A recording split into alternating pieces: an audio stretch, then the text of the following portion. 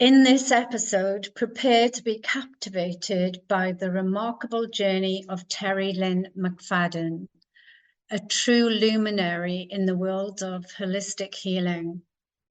From her earliest days as a child, Terri-Lynn possessed a profound awareness of consciousness, oneness, and the interconnectedness of all things, a gift passed down through 5 generations of shamans. Her path took her from the heights of athleticism, where she represented global giants like Nike as both an athlete and speaker, to the depths of spiritual exploration, where she discovered her calling as an extraordinary healer. Join us as we dive into the world of sophrology, Yoga Nidra, hypnosis, vibrational sound healing, energy work, and more tools that will empower you to thrive and radiate positively. Don't settle for a mediocre life. Tune in now and discover how to ignite your spark, embrace your true self, and a life filled with purpose and joy. Welcome to Wellness Spring, dear Terri-Lynn. It's so wonderful to have you on the Wellness Spring show. Thank you, Beverly. It's nice to be here. Nice early morning in France. And yeah, thank you for inviting me. My absolute pleasure. And for the listeners, I met Terri-Lynn many, many moons ago back in Nice when I used to live there in the south of France. And we both had our own studios.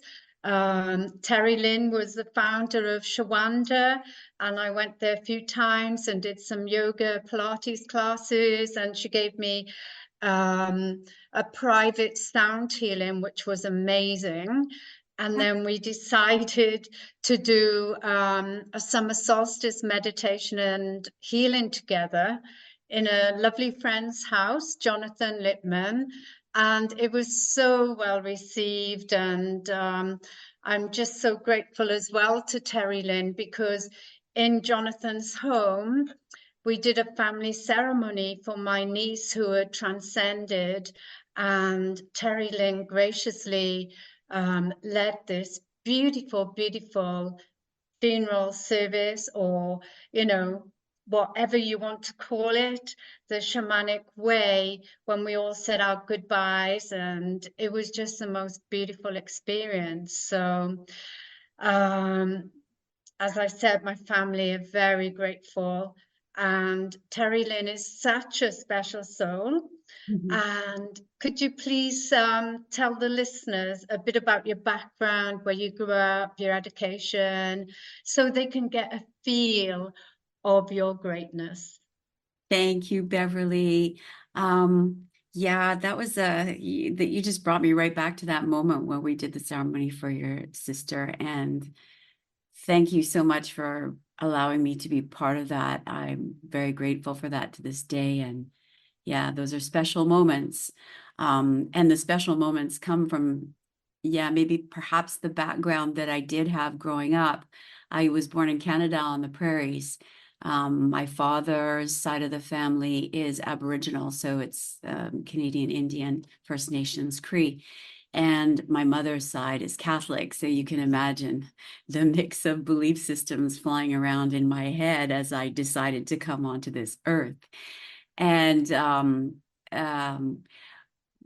because of the Catholic side of my family, like my mother's side was very Catholic. My aunt is a nun, and one of my cousins wanted to be a priest. And so every Sunday it was time to go to church. And I got to the age where I was able to walk by myself to church, and I had to walk through an orchard to go to church. And church to me was just something that was, I don't know, it wasn't the thing I was resonating with at all. So as I walked through the apple orchard to go to church, I stopped in the apple orchard. That was my church. So I'd go up into the tree, lay down in the tree, and have a direct communication.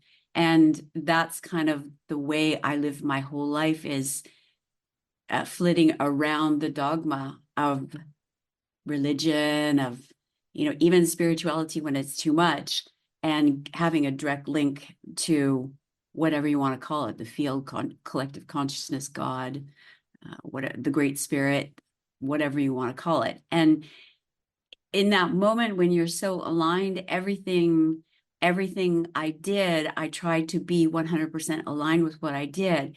So I started being active physically because I had so much energy. And so as I started acting or being physical in my life, I was an athlete. So I would do track and field. I did every single sport there was to do on the school field before I was allowed to. I can always remember they said you had to be in grade 5, like the system here goes from grade 1 to grade 12, and you had to be in grade 5 to be on the track and field team. So after school, the track and field team would play in a field, and I would be in the next field doing everything everybody else did because I was only in grade 4.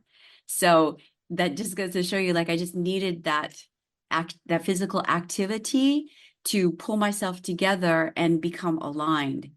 And so what happened because of that is I started playing the sports at a higher level, and I played a pretty high level in Canada in volleyball. And then then fitness came out. So it was like Jane Fonda and leg warmers and Reeboks and palm tree ponytails. And I was like, this is really cool. And so I started doing that, and that took me around the whole world, literally. I started teaching in, first of all, Canada, and then I moved down to the United States and I taught in Scottsdale, Arizona. And then I moved to Mexico and I lived and I taught there, doing other things all along the way, obviously to remain aligned. And then I moved to New York and then to Paris. And when I got to France, I saw that the fitness level here, they hadn't caught up to the rest of the world.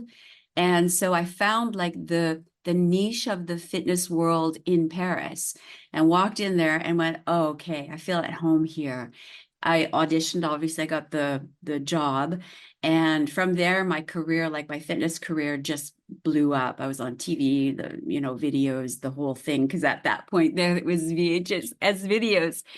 So that was a huge part of who I am today, because as I was always looking for alignment, I realized little by little, as the people become knowledgeable in something, it's like I have to go forward and pierce the way, in a sense, pierce the way to something new again. And that was when I went to the very first mind-body connection convention in, it was Orlando, Florida. And I listened to the speaker and I understood in a second quantum physics, not in a second, but you know what I mean? Like it just resonates with you when it makes sense, quantum physics.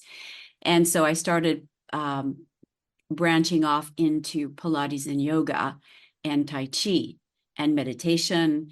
And yeah, and then it, as usual, every time I go into something, I align myself with that something and try and get to the very end to really understand so that I can teach that and then open the portals for other people to learn that.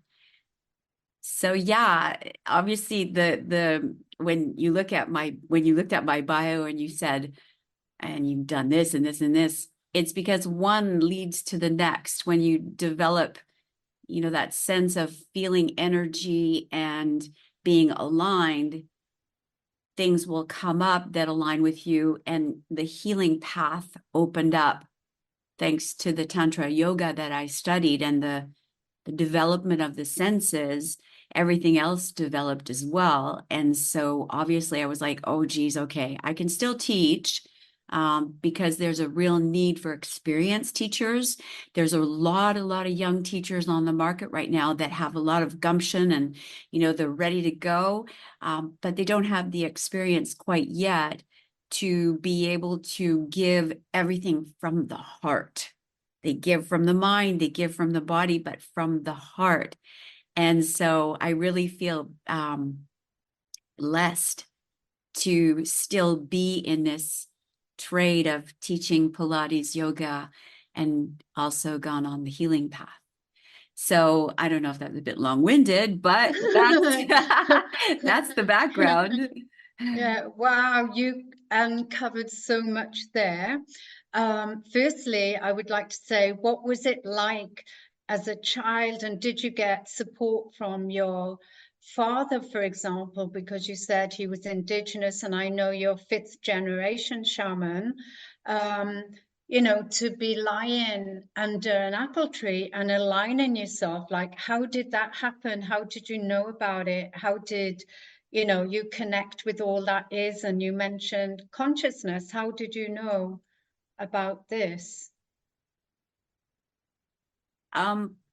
When I was a little tiny little tyke, I used to astral travel, and I didn't know what that meant. But retrospectively now, I understand that's what it was. And my mom was a witness to it. My dad was not a witness to it because unfortunately he was out of the picture quite quickly. I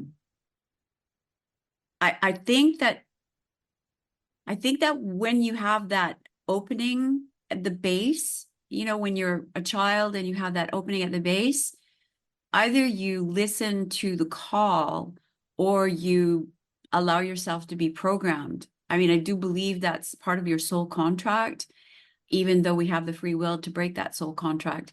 I still do really feel that that's the call that was the most authentic to me, and I couldn't act any other way. My mom was witness, but she chose to put that away. And my father, yeah, I never really spoke to anybody about it because it wasn't something even then we spoke about. We have to remember that at that point in life, it was the 60 swoop, meaning that even though I was blonde with blue eyes, my sister was very dark. And we were told not to say that we had Indian blood in us.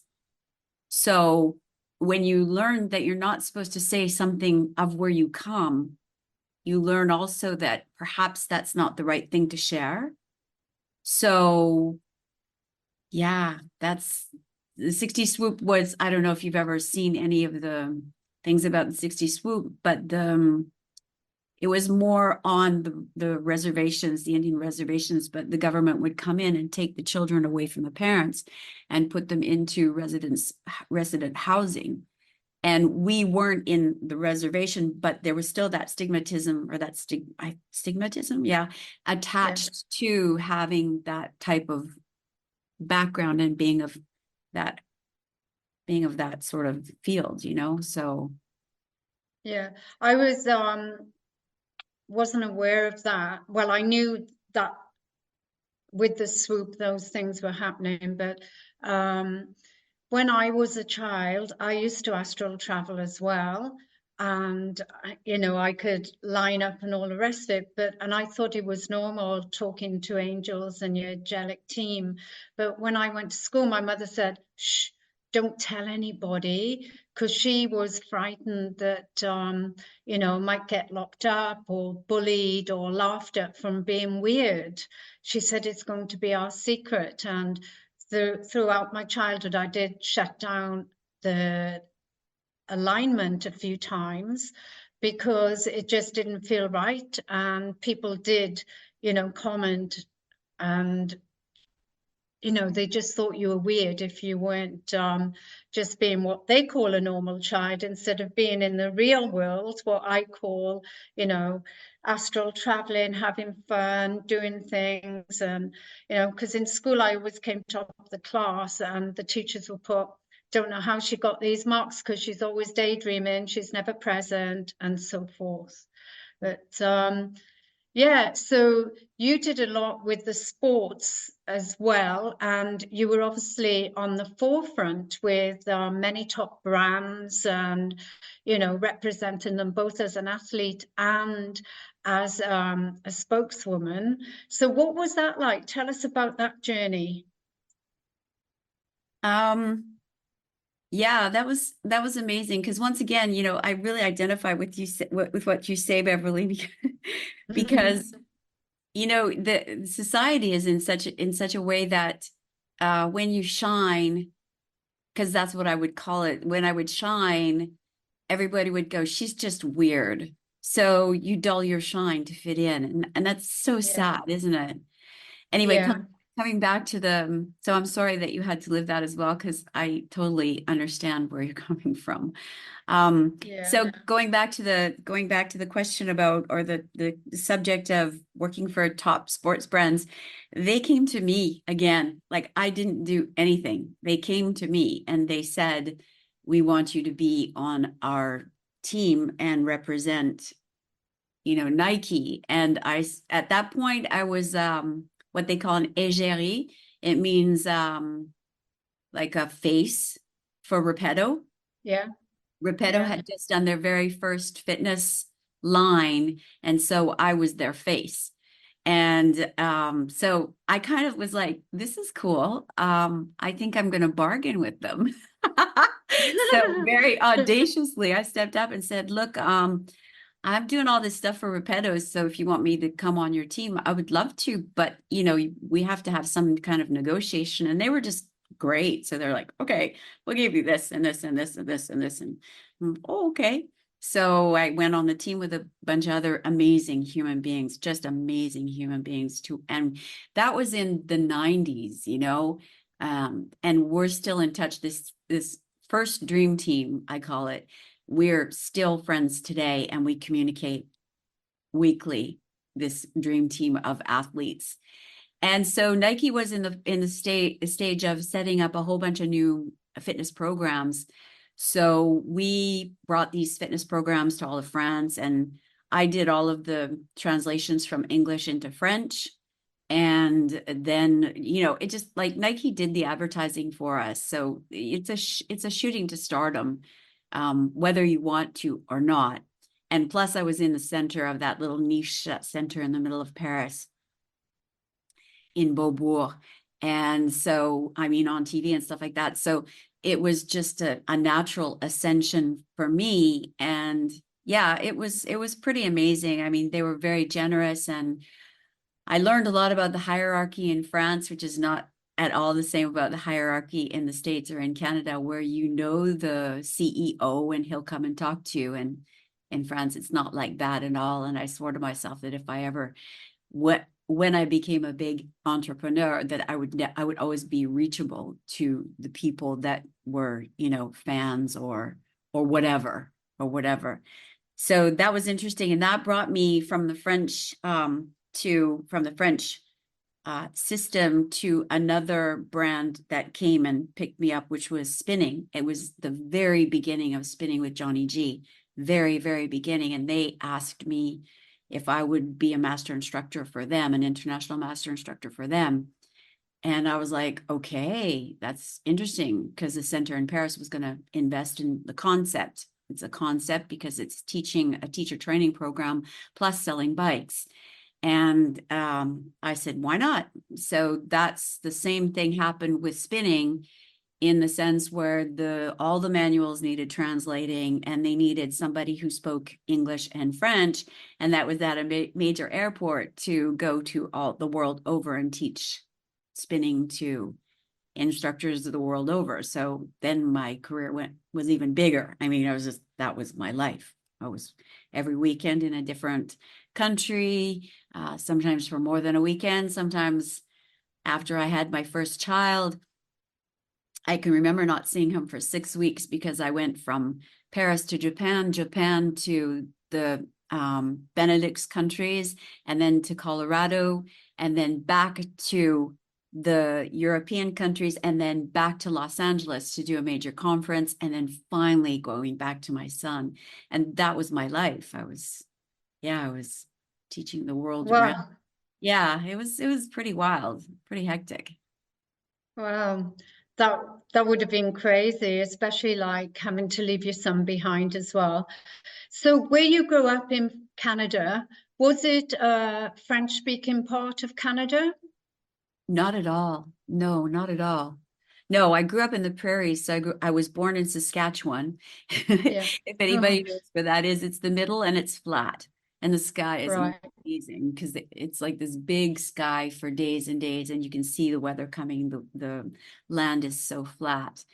Yeah, yeah, yeah, flat and sacred land, like really sacred land. I was lucky enough to go back last summer and walk on the sacred land with one of my cousins who he'd born on the same day as me, and we were hunting the land, and I was like thrown back to generations before where we had been together, and he was a hunter and I was a shaman, and it was Yeah. just incredible. My son was there to witness the whole thing. It was amazing. But then I moved from there to Calgary, which is, I don't know if you know about Calgary, but it's the oil capital of the world. And it's the first frontier where there was a true hostility between the Indians and the cowboys, literally. So when you see the old movies of that, that was Calgary. So then I grew up there, and then I moved to the mountains, across the Rocky Mountains, and lived in a little place called Kelowna, which in Indian is named after a grizzly bear, because there's a lot of grizzly bears there, a lot of wildlife. And I spent most of my spare time in that point running behind my house in the hills where there was literally cougars. So they would say, today don't go out, there's cougars, and today don't go out, there's bears. And sometimes I couldn't go to school. It was Thursdays, so it was garbage day, and we couldn't go to school because the bears would be out on garbage day, obviously. So we call school and they go, yeah, we know there's bears in your neighborhood. So we'll see you this afternoon. Wow, that's awesome. My mind is still reflecting back on the Jane Fonda days, because that Oh, used to be me with all the tights and, following, like you said, it used to be videos then, but we had an aerobics teacher in our local gym, and there was two girls, and they used to be slave divers, and they'd be like, come on, shift that body and up, down, and all the moves that Jane Fonda was doing, and the same kit out, all the aerobics, the leggings, and the spinning classes. Oh my God, I used to be super fit, loving types of exercise, but the spinning bikes really took a beating on my body. I found them quite difficult for some bizarre reason. Yeah, it's wonderful that you mastered it. And then I love your, okay, why not? I'll do it, yeah, attitude, and just going in the flow. And as you know, when you're in the flow, everything literally flows to you. exactly. So, Exactly. And like one thing I didn't mention is as spinning in the beginning, like the founder of indoor cycling is Johnny G, right? And I yeah. was so blessed and privileged to be trained by him and to spend, we would go up in our master instructor camps up into the mountains in Switzerland and do team building with these amazing human beings that, wow, they just blow me away. And Johnny would be there, and I don't know if you know him or know of him.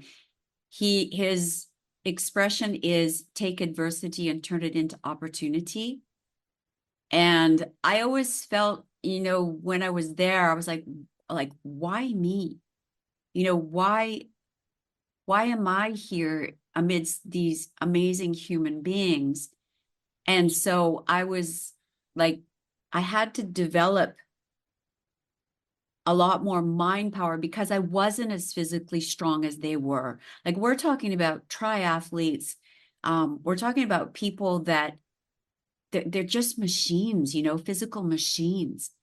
And I was thinking, what am I doing here? And then I realized that they had pulled me in because of my teaching capacity and not my physical capacity. And so I had to learn to overcome literally the adversity of my body being less strong than theirs and overcome the adversity of my mind, that was playing tricks with me and saying, Mm. like, what do you think you're doing here? Like, you don't have a place here. Whereas I had my right and justice place on that team as a respected member And, you know, as a spokesperson for this brand and for this concept, because the concept of spinning was, yes, it's a physical discipline where you increase the resistance, you increase your cardiovascular capacity, but Johnny put the, and they kind of dissed him for this, which I defended him loyally to the international world of fitness and sports.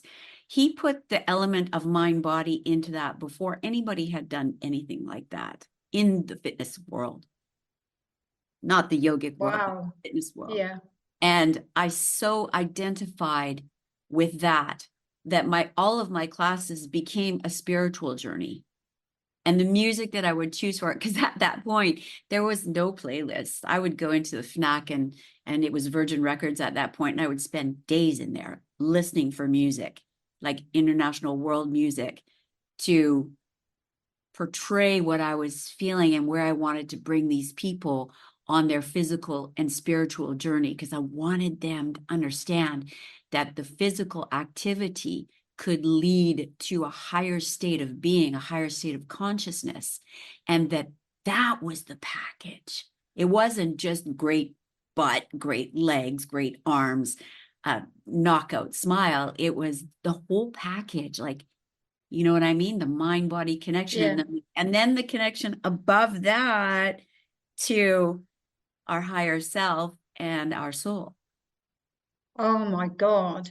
Yeah, that's incredible, because I was going to ask you to share a pivotal moment or experience that sparked your journey towards holistic wellness and healing, because I know, you've gone through loads of traumas in your life, and through self-healing, you've managed to, but from the work on yourself, become this amazing healer that you are today. So was that your pivotal moment, or was there somewhere else? I think the first mind body conference, when I was able to, so blessed to listen to Candace Pert, who wrote the book The Molecules of Emotion. That was the first, like, sort of transition in my adult sports life that I was like, we can combine the whole thing. We can combine the physical and the mental and the mind and the spirituality in a way that's very subtle, so that people don't get turned off. And so that was the first that brought me really into it. And then Johnny, obviously Johnny, I mean, I can't say enough about that man. And then yeah, I mean, the accidents that I had, more precisely this last accident, yeah, it was a journey back to health in so many ways. And I was very blessed during my journey of this accident that I had, which was quite severe, to be accompanied by an Australian, one of my best Australian friends, who was doing healing on me. And I realized at that point how traumatism, like the trauma of falling off an electric bike at 40 kilometers an hour and losing consciousness, and having head trauma and physical trauma, heightens all of the other senses, because you can no longer use the physical body to get there, if you see what I mean. Meaning that I couldn't use sports to open up myself to the higher senses. I needed to heal, and that was the healing that opened up my senses even more. So I don't, yeah, the journey, the healing journey, any healing journey, if you take it consciously, is not, I wouldn't even say pivotal. I would say like a smash on the head, and all of a sudden you're in another dimension. Yeah. And what from previous conversations with you, I know I was saying about my friend who had a serious injury, and she felt like she'd been rewired, and it was like a fast track to getting rid of all the old disempowering belief systems and bringing through new codes, new energy codes, and new messages to bring forward to the world. Wow, that's amazing. Yeah. Wow. Wow. Well, great for her, literally great for her. I don't know if I'm that evolved to be able to say that. Um, all I know is that after having a trauma of that type, rebuilding the body, because it is like that actually. Your soul comes in the empty space left by the trauma, because the trauma, everything shuts down. And it's almost as though you become aware that you're not separate from your soul and you're not separate from anything else. Um, yeah, so that's what fills you up. That's what inspires, that fills me up, okay, on my journey. Yeah. And that's what inspired me. And that's what, yeah, made me realize a lot of things. I do have codes coming in, but I always have. So that didn't change. I think what I think what changed for me was the awareness of really being one, and the universal field, like how we float on that universal field. And we are a part of a geometrically sacred structure. And when you have that experience, people always say, I created my alignment. I created the structure. Na, na, na, na, na. No, that's not what it is. It's you tap into what is already existing. And then you go from there. Do you see what I mean? Oh, yeah, absolutely. You're tapping into the infinite space, the infinite love. Like I describe consciousness as the infinite love that's in everyone and every single thing.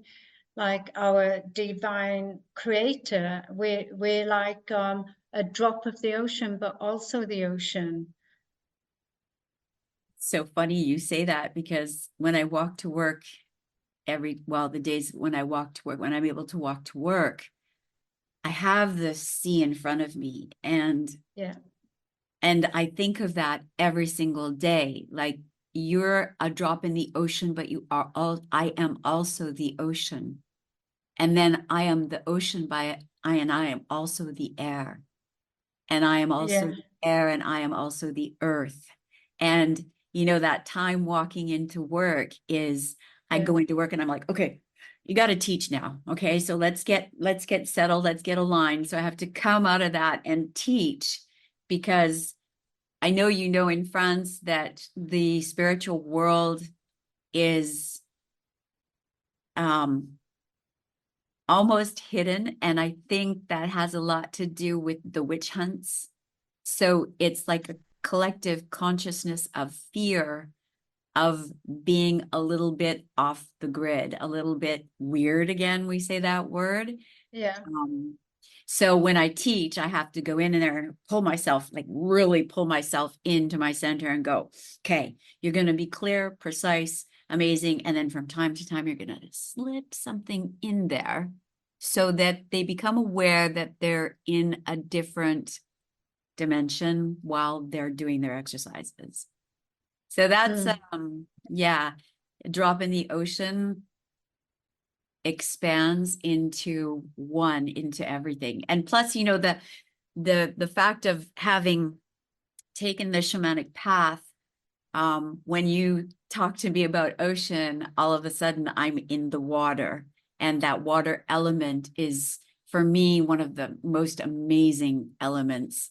When I went through my shamanic training adventure, or whatever you want to call it, it's the yeah, water element that I felt that I was the most expanded. And it's strange because I'm a Leo, so I'm a fire yeah. sign.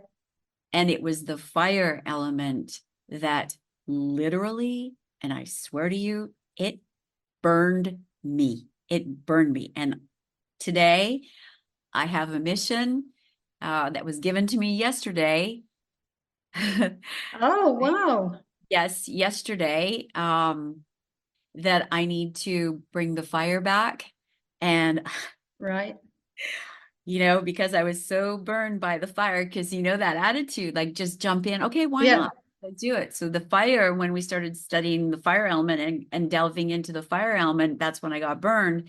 And just yesterday, so this is like a year and 2 months after my accident, just now am I going back and developing the fire in myself. Wow. Yeah. Yeah, because I only know you as this wonderful, fiery bubble of joy and bringing so much love and light. And, you've got that huge Shawanda community that you've formed, with all the amazing things like your sound bath healings, like I mentioned, and you do so many things. So do you want to tell the listeners how you started the journey with the community and also with your consciousness? Because you said, I know, like with athletes, having worked with so many sports teams, the adrenaline, like when you do something, if you win a game, it's like the pheromones are up here, all the love hormones, the pheromones, and you get addicted to that. The more you exercise, the more pheromones, you know. And on one level, that is raising your consciousness, and you're in that love zone, you're in that pureness. So, yeah, how does your work bring consciousness besides on a subtle level? Because right, Pilates is more like, people see it more as a physical, but you do so many other things like meditation and yoga and sophrology. Wow. Okay, so which part of that do you want me to address? When you're in the flow, you got to let it go. So Okay, just so I'll go back to the beginning. When I created Shawanda, I just moved to the south of France, and I took 2 years off because I was going through some trauma again. And so I took 2 years off, and all I did was run in the backcountry. I ran. And that was interesting in itself, because when I would run, some days, like literally in the forest, portals open that were never there. And I'd been on the same trail for, I don't know, like a year. And then all of a sudden this portal would open and I'd go, let's go. And then I started teaching in a tiny, tiny little house. I mean, it was a villa actually. And I got these women that came to my classes, and they loved my classes, and it grew and grew and grew to a point where I could no longer hold the amount of people that were there. And so I started looking for a place, and I specifically wanted to have a place where there was quite a wealthy population, just because on that hill, there was nothing on that hill. And the thing in my head kept saying, you need to be the light on the hill.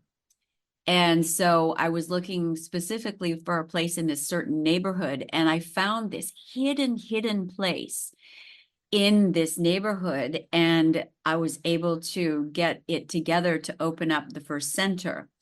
And the first center, I named it Shawanda, because Shawanda in Ojibwa, which is a native name from the native tribe in Canada, big tribe, Ojibwa, means dawn of a new day. And so just by the name, I wanted to start shining the light on the hill and using Pilates and, just different physical modalities to allow people to release. And like you say, find that aha moment.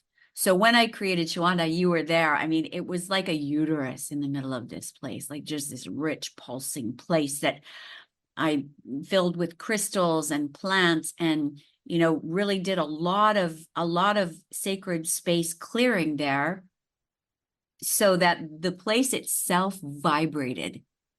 And then the teachers that came within, they vibrated, and I kept vibrating and growing and growing and growing, and the community just kept growing. And there was no sign outside. Like, do you remember? There was no sign. Yeah, nothing, because I remember the first time I went there, I said, ask for directions, and then it's like, no sign to get in there. How do people know that it even exists? Yeah. Yeah, Yeah, that was exactly it. How do people know they exist? So yeah, the community grew from there. And like, I do believe that because um I was very subtle in bringing the people to a higher realization. I mean, I hope that's not too pretentious, but I think that's what, I mean, that was my goal. And I hope that's yeah, what I did for these people, because the community, I mean, a lot of the community is still together. And I opened a second one. I closed the first one. And I opened a second one, which unfortunately I had to close during COVID. But the community, even since then, part of the community still exists and is still a tight-knit group. And they followed me to my new place of work, and I'm in contact with them regularly. So this community that I built over the space of 7, 8 years, 9, 10 years with the original people is still a part of my life. yeah. Well, I can imagine that, because what you did was open up a gateway to deeper connection, both with inside people and outside to the broader community, from doing your body-based activities. So, Mm. that healing takes place. You'd set your beautiful intention and it happened. And of course they're going to follow you, because, you're their teacher, you're like their guru. I know you're so humble, you don't like being called that, but you've got a huge following and it's wonderful. We all need masters to guide us, and you were there in divine timing. And yeah, I just wanted to ask you a bit more about sophrology, because I know for the listeners, the first time I ever heard of sophrology was in France. Do you want to explain what it is and what type of things you do? Yeah, sophrology is it's a brief therapy founded by Alfredo Quesedo, a Spanish person, a Spanish man. I'm always careful when I use the gender now. A Spanish man. And sophrology is, I wouldn't say it's life coaching, but it's taking the human that has an objective or a challenge and rewiring their brain, literally session after session. So the concept is, for the first part, let's say that we'll take a person and we'll do a protocol for them, and it's gonna take them 10 sessions to achieve their goal. It could be running a marathon, it could be passing their high school GED, it could be anything. It could be, I want to be more confident in myself. So the first part of the therapy, the first 3 or 4 sessions, what we do is use a series of exercises, breath and physical exercise, almost like Gestalt therapy, and then take the person in the session itself, and then take the person into a deeper state of consciousness and use a series of meditations that are adapted to their certain challenge and the stage of the advancement in their protocol. So a session would go 2 exercises, like 2 physical exercises with breath work. And we would push out, in the first part of their sessions, we would push out the negative imprints and the negative patterning that they've been using as a coping mechanism. So then after these 2 or 3 exercises, take them into a meditative state, and then start introducing positive affirmations, very specific, in a hypnotic way. Like, we'll use an induction, use the terpnos logos, which is a way of speaking to bring people down into a deeper state of consciousness without having them go beyond the state of consciousness. We don't go into their subconsciousness like in hypnology, in hypnosis. Sorry, I'm mixing French and English.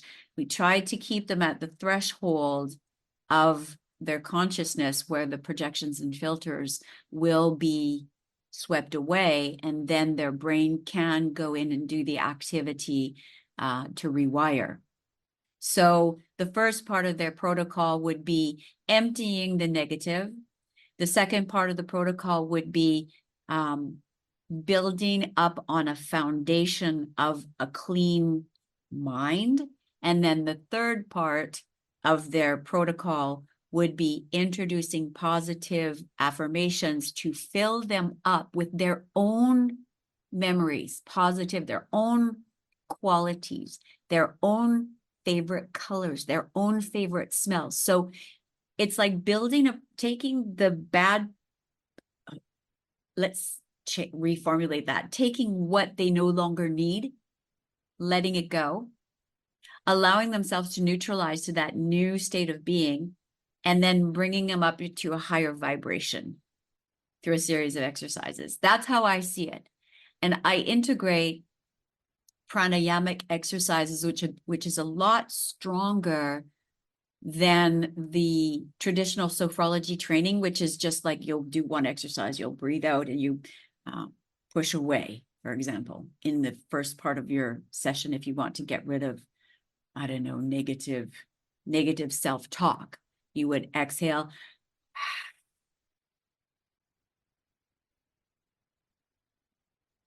while pushing away your negative thought. For me, that's sweet. It's nice. But if you really want to do it, because I come from a sports background, I'm going to do that way longer with more force, with more breath, with eyes closed, with a certain hertz of music, so that the whole experience is really deep. And I'm not saying that other sophrologists do it differently. That's just my way of doing it, because that's what brings me to a higher level of positivity and confidence and vibration. So Wow. sophrology is that. It's very well developed in France. You look on almost every corner of the road and there's a sophrologist, and it's very well respected by the hospitals and governments, and they integrate that into their programs. So there is a scientific value to sophrology as well. Everything I've ever done, I've made sure that it's scientifically valuable in the eyes of someone who sees black and white. So there's always that to fall back on when you have skeptical people. You can always fall back on the scientific studies to show them, look, you know, like I'm not some guru, weirdo, hoodoo, voodoo sort of thing, even though I am. Yeah. There is scientific evidence behind all of these techniques. Yeah, it's a shame that the world does think like that, but I think we're starting to come to a new paradigm shift where the work that you and I do will become the norm. And as you say, it's already happening, like Reiki's in many hospitals, sophrology's in hospitals, and people are starting to wake up that there is more than medicine and surgery. You know, that is like a new way of looking at things, whereas these old traditions that have been around forever. And I usually say to people, I'm not here to convince you, but the evidence is in when you feel different and your life changes because you've had a healing session, for example, you know, or hear other people talking about it. So, yeah, and I think the sound therapy is a perfect example of that. Like when I started studying the sound therapy, I was blown away by the, you know, like I always believed in vibration and sound. Yeah. And when I did do the sound therapy, by all of the medical information that is being given out, but also the medical instruments in our hospitals today that use sound and vibration. I mean, what is ultrasound, right? And what is Yeah, an scintigraphy is a series of pulses, and an MRI, same thing. They're using sound and vibration to create the imagery, to delve into what the exactly. physical body is. So when I'm doing sound therapy in my sessions, I try to in sophrology, I integrate tuning forks, because of that vibration that allows you to clear away negative patterning much faster than, talk therapy, which for me is like, you talk about your traumatism and you just relive it every time you talk about it. You got, like, guys, wake up.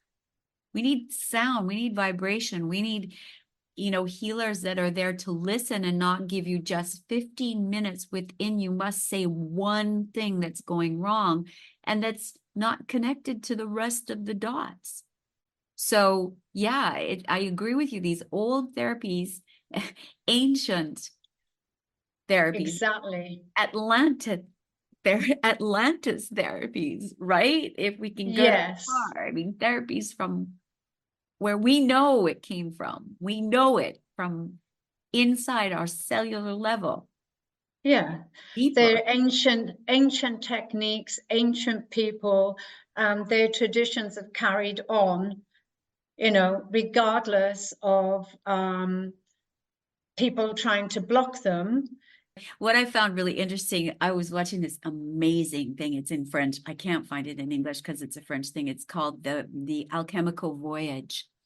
And so in Right. the 1600s, when Louis XIV destroyed the main place in Brussels, the spiritual leaders did not know how to continue teaching because they weren't allowed to. I mean, it was like very secret and occult.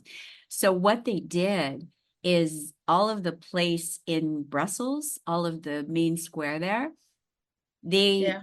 recreated it with symbolism and the alchemical process of creating gold and creating the symbolism of the stories on all of the facade of each part of the square. So they weren't allowed to verbally say anything. So they used the alchemical process of creating gold and using that gold to tell the story through symbolism. Like that's how society was shutting that down. Yeah. Wow. That's amazing. That's a great story. So, um, how do you envision the future of holistic healing and its impact on individuals and society as a whole? Oh, that's a big one. How do I envision this? How do I do that? I, for me, really see, I don't see myself as a catalyst in the movement. I see myself as a light that shines out, and by that reverberation of the light, by that vibration, other people come subtly into holistic healing, and that's how I can make a difference in this world. I get approached by people in certain communities to become a part of that community and then to be a spokesperson in that community, but I don't feel that's my role here. So it's a humble, simple role that I feel that I'm contributing enormously just by being the example. Do you see what I mean? So the Yeah. future is the future, that or not. I believe the future is to those like you who are bringing people like me and other people into the daily consciousness of everyone else. I think that is a big future in there. And for me, it's just implementing the sound therapy, implementing the elements, implementing meditation and ancient technology into modern day disciplines like sophrology, like yoga, like Pilates. I mean, Pilates is not spiritual at all, but when you get to a certain physical level and you get into the flow, like you were talking about easy earlier, Yeah. they get into a flow, they're much more susceptible at the end of a class to have a 2-minute relaxation where you take them into expansion. And then Yeah. they're, what is this? So, like to your question,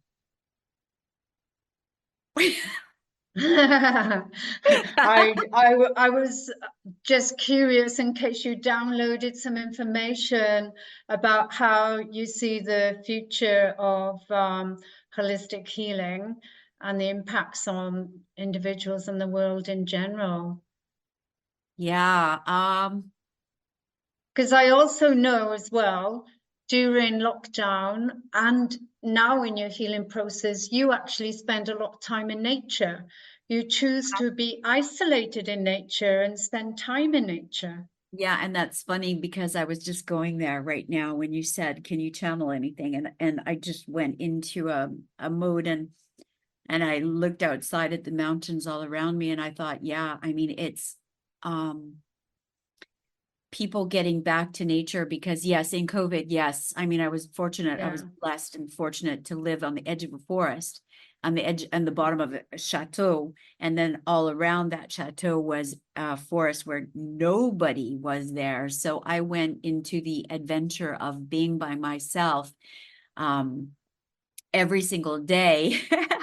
And here in France, we had to have passes. We could only go out for an hour. I don't know how it was in other countries. So I would make a pass for an hour and then I'd make another pass for the next hour and the next hour and the next hour and put it in my backpack with my bowl or my didgeridoo or my drum or whatever instrument I was inspired to bring that day and go out into nature and literally discover that in my backyard there was portals to other dimensions and all I had to do was be clean and clear to be able to tap into those other dimensions and see whole medieval life in a village back there and see how Mother Earth was reacting to the shutdown, the lockdown. So yeah, for me, when I speak to people about their health and their future, I insist every single time on them understanding the power of nature. And if they can't get back into like how I'm blessed to be able to look outside and see the mountains and see the snow on the Alps, and then on the other side of my house, see the sea. If they don't have that blessing or privilege, that they can just go walk along the edge of the sea and bring that into their being. For me, that goes back into the shamanic training, but also goes back into my bones of growing up on sacred land and like really becoming the authentic person that I was becoming thanks to the blessings of nature. So yeah, that for me, that's the future, because a lot of people don't have the means to go to a healing session. I usually, when they Yeah. say that to me, I always make amends for them because I don't believe it should be something just for the elite. And if healers understood that especially like amazing healers, they're taking from, I don't know, 120, 200, 1,000 euros a session. It's like, dudes, you need to bring this down to a human level. If the person needs healing, you have to bring it to them in Yeah. an affordable manner.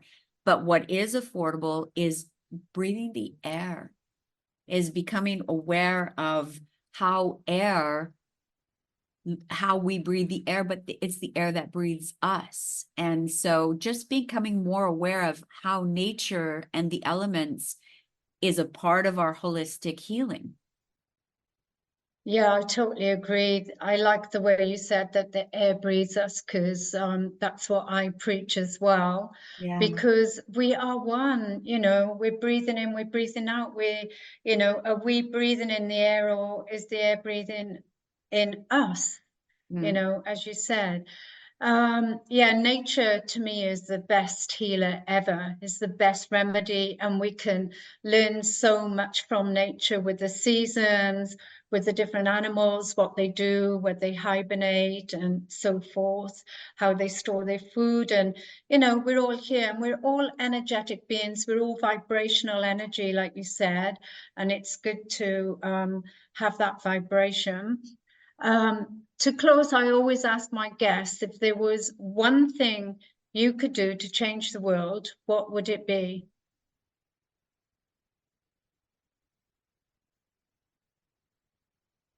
Meditate. Woohoo! Totally agree. Yeah, meditate.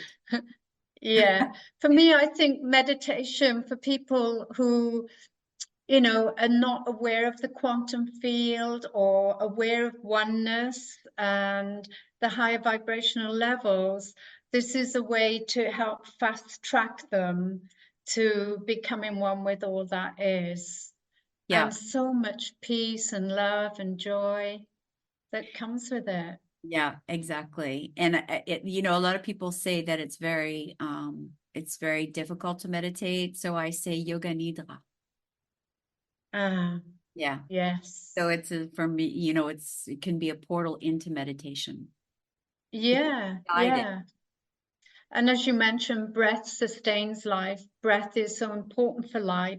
And it's learning how to feel the breath inside you and to feel the breath around you as you breathe out and the different types of breathing that there are. You know, you can make breathing fun and give gratitude for each single breath for keeping you alive and play with it. Yeah, when I had my first, in the past they'd call it rebirthing, but it was called sacred breath session, and that's like deep breathing into your tummy, sort of a cross between Dr. Joe and Wim Hof today, but all that fast deep breathing.